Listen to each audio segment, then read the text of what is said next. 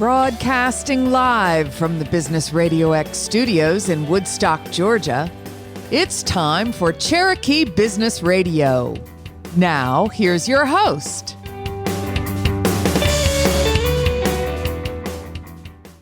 Welcome to another exciting and informative edition of Cherokee Business Radio. Stone Payton here with you this morning. And today's episode is brought to you in part by our community partner program, the Business RadioX Main Street Warriors, defending capitalism, promoting small business, and supporting our local community. For more information, go to mainstreetwarriors.org. And a special note of thanks to our title sponsor for the Cherokee chapter of Main Street Warriors, Diesel David Inc. Please go check them out at dieseldavid.com. You guys are in for a real treat this morning. Please join me in welcoming to the broadcast with the workshop, Miss Kimberly Moriello. How are you? I'm good. Thank you for having me, Stone. Oh, it's a delight to have you in studio. We have a mutual friend, Myrna. How do you pronounce her last name? Myrna's Caesar? Cesar, I believe. All right. I just call her Myrna. I know, as I say, I could just call her Myrna. So special thanks and shout out to Myrna for putting us together. But I've really been looking forward to this conversation. I got a ton of questions. I'm sure we won't get to them all, but maybe a great place to start would be if you could describe for me and our listeners mission, purpose. What are you and your team really out there trying to do for folks? The workshop is kind of a hodgepodge of things. If anybody walks into the workshop, which, a lot of people say, okay, the workshop, what is it? People come in and say, okay, am I doing crafts? Am I building things? Am I doing, secretarial work? What is it? We do all different kinds of things.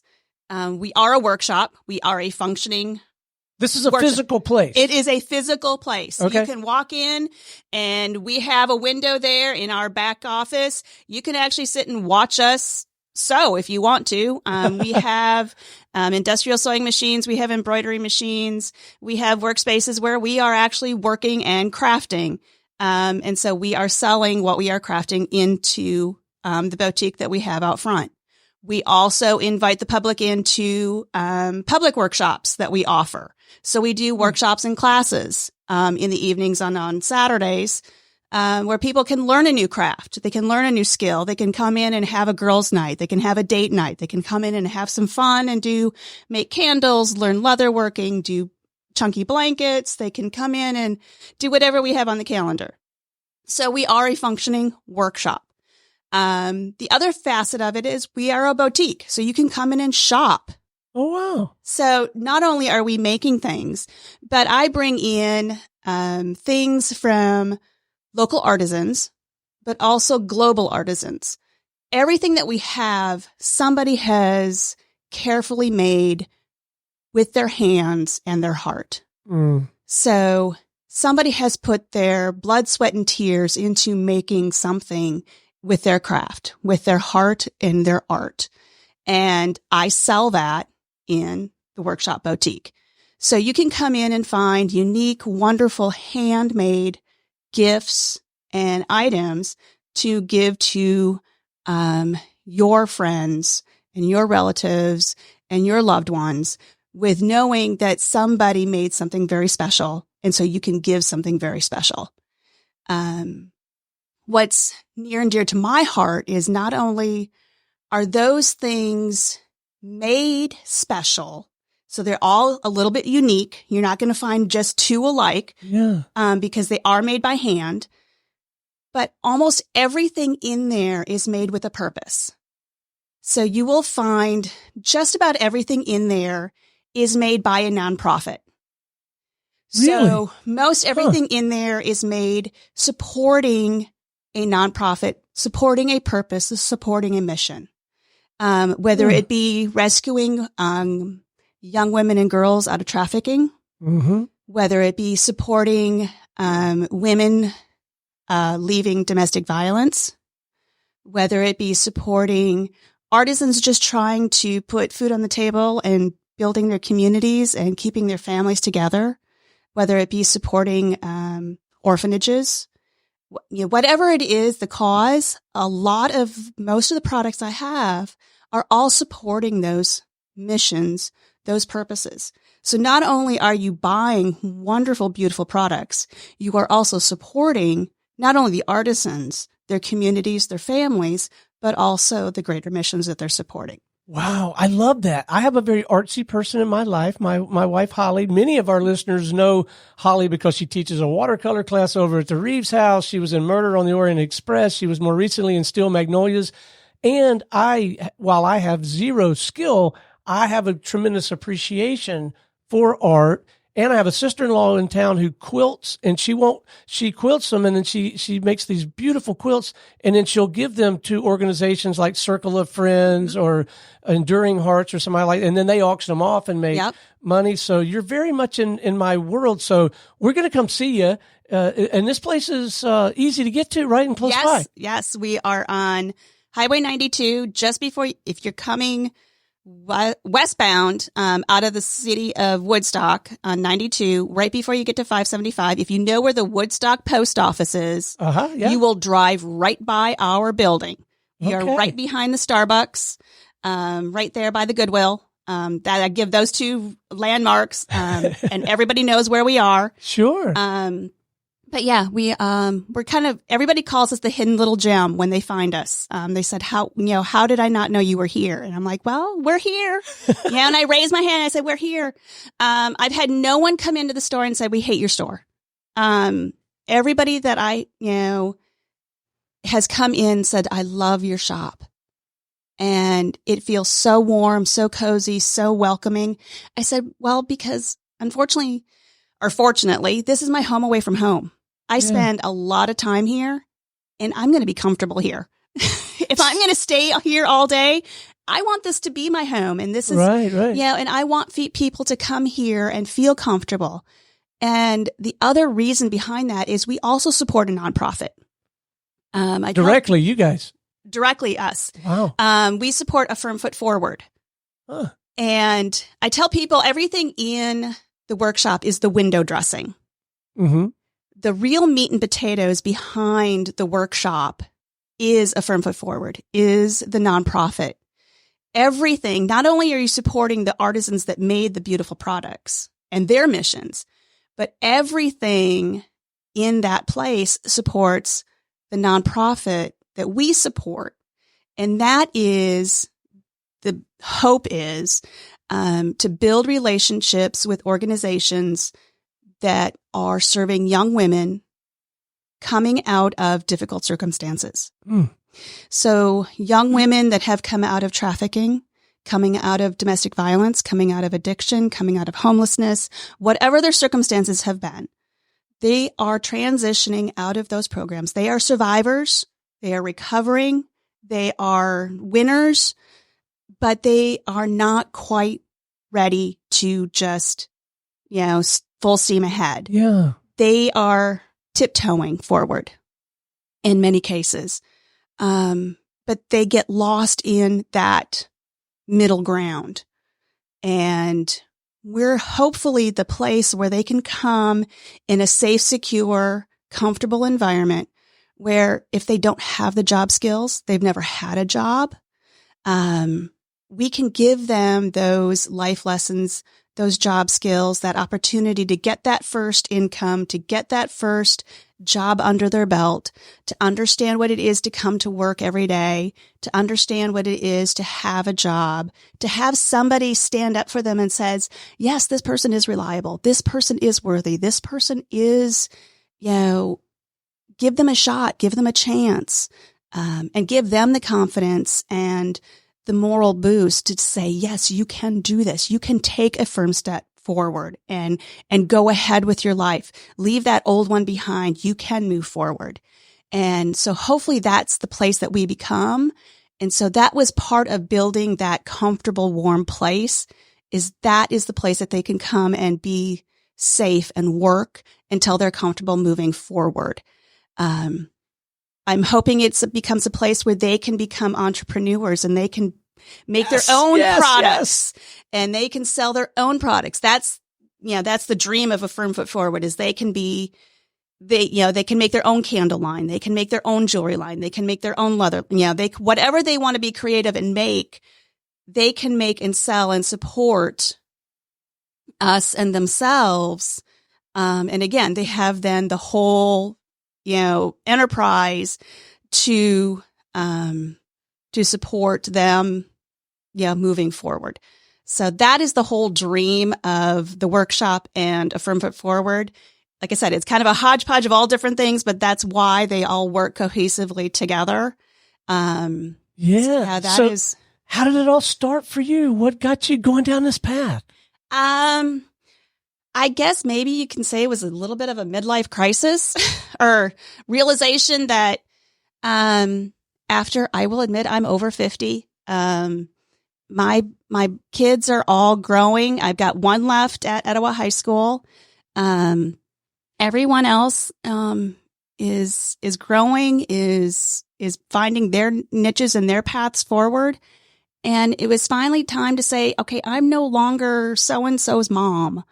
And just tired of being, I guess if I was going to put that many hours and blood, sweat, and tears into something and work so many hard hours, I'm not one to put just a little bit of effort into anything.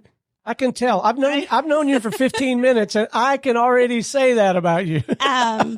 I'm both feet in, and I'm head over, or water over my head into everything, and it's like, if I'm going to do that, I want to make a difference, and I'm going to do something that matters, and so it's like, okay. And years ago, I had the opportunity to kind of do a little bit of something, and the Lord just says, no, now is not the time. Not yet. And he yanked that away from me. But he put me in a place where I learned just about every skill set that I needed to do what I'm doing now. He put me in a lot of different roles and a lot of different opportunities. And fast forward, 10, 12 years, and paths crossed again with a few people. And it's like, I think now is the time. And I said, okay, I'm leaving my corporate job. And I said, I'm taking a chance. And the Lord put on my heart, is like, okay, I think this is the time, and you're going to do this. And I'm like, wow. What was that like when, you came home and you said, okay, honey, things are going to be a little different around? Like, what was that? My husband is still reeling after that. He still thinks I'm kind of nuts after that. I mean, bless him, he's incredibly supportive through this, because I can't say it's not been without its bumps and bruises and its hardships, and but it's been scary. It's been very scary. You bet. But it has been so rewarding emotionally and spiritually, and just. What's the most fun about it for you now that you've been at it a little while, you think? The people that I meet, it's amazing. And I can't explain it other than divine intervention. I can't explain it any other way other than, and Myrna is one of those people. I mean, the people that just walk into my place, into the workshop, and just start talking and tell me their stories and share with me their experiences and open. I mean, there's not necessarily, there are people that, share with me that, I'm a recovering alcoholic, or I was in a shelter once. Thank you for what you're doing. And in that environment, they open up pretty quickly. Exactly, it sounds like. Exactly. And so it's like, I'm like, okay, I'm in the right place. I'm doing the right thing, even though there's some days it's like, oh my gosh, what did I do? I'm like, I've got to be crazy. I'm like, okay, pull out the employment ads and want ads, because I'm applying for jobs again. I can't do this another minute. And then somebody walks in and shares a story with me, and it's like, nope. Okay. No, I'm doing the right thing. I'm here. I'm doing it. And I'm so lucky. And that is the best part of my job. That is the best part of doing what I did.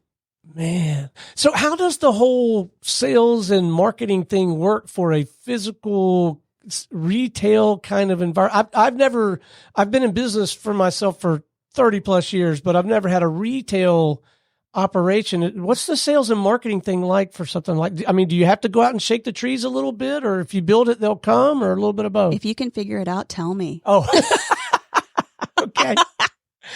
I mean, I will say, and I have a degree in marketing. That's Oh, my wow. degree Okay. way eons ago. Go Gophers. I'm sorry, I'm not SEC. I'm Big Ten. So, which is now what, like the Big 22 or something like that? Yeah, they're merging and just like corporations now, right? But it is so hard as a small business. And that's what I love about Main Street Warriors. I mean, you go after and you help the little guy. We sure try. Because it is so true. I mean, and you hear everything about, Google has changed its algorithms, and, Facebook has changed its algorithms. And so trying to do Instagram and Facebook and this, but that, and but you can't say, no, I'm not going to do it, because on the off chance that it may work, well, you need to still do it. So you're pulling out your hair, trying to do social media and keep up with it. And then it's like, well, do you do Google ads? Do you do, this and that? And, then it's like, okay, well, does print still work? And it's like, now you talk to Myrna and it's like, yes, Of print course. still does work. You need to do that. Right. So I do a little bit of print. And, you try to do as much publicity as you can.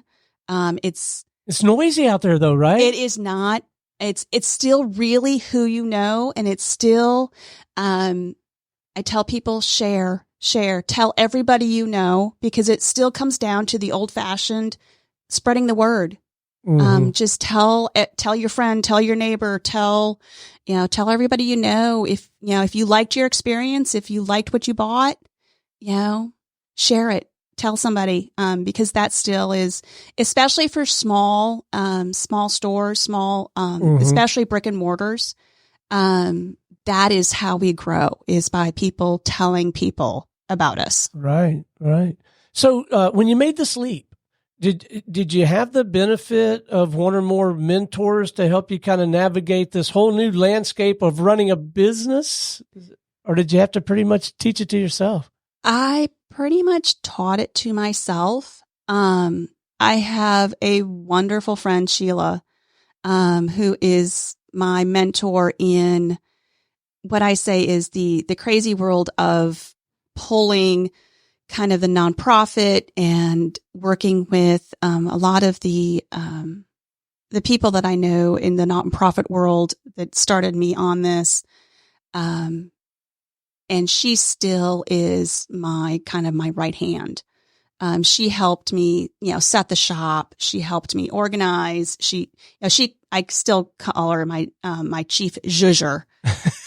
So a lot of times if you see all of a sudden somebody will come and say, well, the store didn't look like this last month. I said, no, because Sheila was in. So Sheila comes in and she'll totally change everything. And, we should all have a Sheila in our lives, right? Exactly. So she still is very much a big part of the shop. And, but other than running the store and running the business and getting things off the ground, I pretty much did it on my own. Like I said, thankfully I had enough years business experience working with people and working in roles that I had enough, I felt, to kind of figure things out, that I wasn't totally going in blind. Yeah. So a lot of our listeners, as you might imagine, are either entrepreneurs running a small to medium-sized business. Sometimes they have to practice their craft, right? Like they're a business lawyer or they're a CPA, but they may or may not have much actual business experience. I wonder if maybe as an entrepreneur that's kind of made it over that first hump anyway and still, out there fighting the good fight, any kind of disciplines you've picked up, or a few do's or don'ts or words of encouragement or counsel you might offer that entrepreneur, or even maybe the aspiring entrepreneur? I guess the biggest thing is stay organized as much as you can. And that's hard. And, I'll say my experience right now is working through getting ready for taxes. Oh, yeah. As much as I thought I was organized and, all together, I'm realizing, well, I wasn't as organized as I thought for last year. So I'm scrambling, pulling everything together and buttoning everything up. So even though you think everything's together, you're probably not as together as you think you are. Mm-hmm. So that is probably one of the biggest things is you may not think it's as important as the accounting. And, making sure that you have everything documented. You may not think that at the time that's important, that's critical. Right. It will be. It will come back and bite you. It will. Unfortunately, that's just the world that we live in. Somebody's going to come back and ask you for that information. And it's better to have it at your fingertips or at least know where it is than try to scramble at the last minute and try to, find it. Amen. And timely advice going into tax season here. Yes. Yeah. Yeah. Thankfully, my last role was a director of accounting. So at least I had some of that discipline in me already. So I was pretty meticulous about that.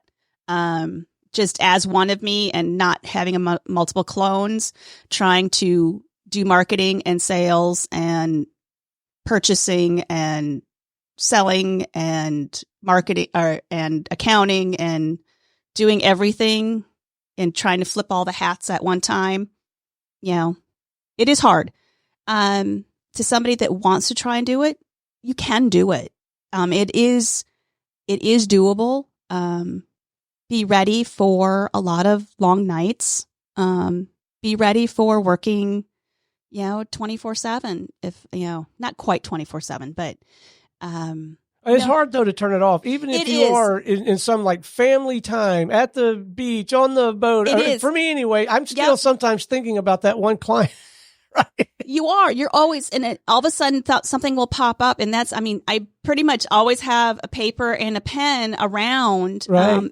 Just because something is always popping into my head. And I've learned just at least write it down because I'm sorry, at my 53, almost 54-year-old brain, it doesn't remember much anymore, at least very long. So I do have to write it down. And at least that way you can say, okay, I wrote it down. Now I can remember. And now I can go back onto whatever I was doing. I can go back onto that, watching that movie or back into, that conversation or back to enjoying the beach or whatever I was doing. But I haven't lost that thought and I haven't, given up that because you're right. If you are in business for yourself, your brain is always going and it has to. You can't turn it off really. Yeah. But it is also to that though, there are times when you really do need to try your best to turn it off. To give yourself a chance to refresh. Yeah, you need that space, right? So I am interested to know, most of our listeners know that I like to hunt, fish, and travel. How about you? I don't know when you'd find the time, but it sounds like you do commit to finding the time. Hobbies, interests that you pursue outside the scope of your work that allows you to create that little bit of space and refresh opportunity. What do you kind of nerd out about? Anything? One of my favorite things to do, we rescue collies. Oh my! We have 3 right now, and they are full collies. So we have 3 big, huge, 70+ pound dogs in our house, but we love them. They are truly our fur babies, and but we love taking them out in the woods and walking with them, and that is one of my biggest escapes. Is to take them out and walk with them. I would love to travel. That was one of my husband's and I favorite things to do was travel and just hop in the car and take road trips. That's been harder and harder. Now maybe as empty nesters, that'll become easier again. Now that the kids are kind of flown the coop and gone. But now with a business to run, again, that's harder. But Well, and you may find as you continue to grow that you can delegate more and more of that. Well, that's the hope too, is that as I'm able to bring in young women to the business, that they are able to take on some of those roles. There you go. I would love to find somebody that has an aptitude for social media, for running a website, or doing, photography. And I was blessed last year to have somebody that did want to go into photography and did a photo shoot for me. So those are the things that hopefully will be able to come about through this. So those are the types of roles that hopefully be able to be taken on by the young women that we're able to serve, is those things will be able to, and that they can explore to say, okay, I like this. And then have a chance to explore that and say, yeah, I really do like this. What can I do with this? And then say, well, hey, you can do anything with learning, social media and writing and doing, ad writing. And, you can do it as a career, as a job, as, Oh, I like that. So, everybody will win from that. All right. I'm hoping so. Well, we'll continue to follow this story. Okay. So the workshop, I can go in right now this afternoon, enjoy it as a patron. Yes. So there's that, but talk to me a little bit more about, how someone like a Holly or an Aunt Sandy, Sandy's my sister-in-law that does the quilting. Holly's the one that's, neck deep in the arts and will be more so when we get her retired. Yep. How might somebody like Holly tap into what you're doing? There's several different ways. If Holly, once she retires and if she has any inclination in teaching, I would love to have her or anybody else that wants to teach a class. If I don't want to be the one teaching classes, all the time. Yeah. For instance, we have wine glass painting. If somebody has an aptitude to teach painting, I would love to have them teach the classes. Right. If somebody wants to teach sewing, if somebody wants to teach, whatever gift that they have, if they want to teach those classes, I would love to have them come in and teach. So that is an opportunity for people to come in and get involved. You can shop online. We have the website, theworkshop.site, SITE. You can shop us online. So you can be a patron online. You don't have to live here in Woodstock. And know that you're not just supporting a local entrepreneur, which for me is enough. I mean, our whole mission around here is to support and celebrate local businesses, but you're not just supporting a local entrepreneur. You're actually helping folks in these organizations that you were describing. Correct. What was the Firm Foot Forward? Did I get that right? Firm Foot Forward, yes. Yeah, I mean, you're helping them. You're helping these young ladies who are coming from some really tough circumstances and starting to get their footing, and they just need a little help, right? Little help. Yep. Wow, man, what marvelous work you're doing. Thank you. I am so glad you came in to visit. Me too. Thank you. I hope you'll keep it up. I have every confidence that you will. And the other thing I'd love to do, if you're up for it, I think it might be fun to do like a special episode with you, maybe some of the folks who are creating this art, maybe some of the folks who are benefiting from the program, and just dive into how you're working together and how everybody really is benefiting from this collaborative effort. I just think that would be a fun set of stories to share. Love to. Yeah, I would love to. Yes. All right. So before we wrap, let's make sure that we have appropriate points of contact, make it easy for folks to talk to you, get to the workshop, tap into these organizations. So whatever you're comfortable with, let's leave them with some coordinates. Okay. Again, the workshop physically is located Highway 92, 9539, Highway 92 in Woodstock, just before 575, right behind the Starbucks, right across from the Goodwill. Our website is theworkshop.site, SITE. You can email me at info@theworkshop.site. Fantastic. Well, Kimberly, it has been an absolute delight having you in the studio this morning. I'm quite sincere about us getting back together and doing some version of this again before too long, but keep up the good work. What you're doing is having such an impact. probably beyond even what you recognize, but it's important work, and we sure appreciate you. Thank you, Stone. I'm glad I came in. My pleasure. All right, until next time, this is Stone Payton for our guest today, Kimberly Mariello with The Workshop, and everyone here at the Business Radio X family saying we'll see you again on Cherokee Business Radio.